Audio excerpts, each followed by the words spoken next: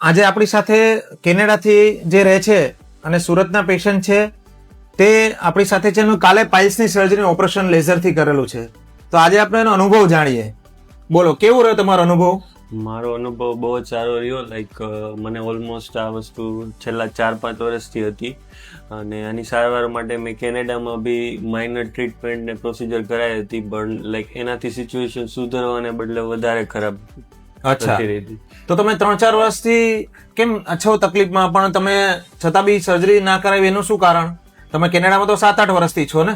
Yes, basically initially થોડું ડર હતો અને અમુક અધર વે અરાઉન્ડ કે એડિશનલ સપોર્ટ નહોતો. હા, સપ્લિમેન્ટ ને એ રીતે અને ત્યાં પ્રોસિજર કરાય તો એમના ત્યાંની ગવર્મેન્ટના રૂલ પ્રમાણે લોકો હેલ્થ કેર સિસ્ટમમાં થોડો ટાઈમ લાગે.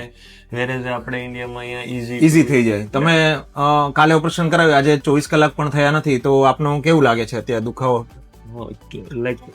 યસ્ટરડે ગઈકાલે 11 વાગે હું એડમિટ થયો હતો અને અત્યારે હું વોક બી કરી શકું છું અને ઇઝીલી કોઈના સપોર્ટ વિના I can free to move અને મને એકદમ નોર્મલ ફીલ થાય છે અત્યારે. સરસ. તો થેન્ક યુ, તમે અમને મોકો આપ્યો ઓપરેશન કરવાનો, એ બદલ આભાર. થેન્ક યુ તમને. Thank you. Thank you so much.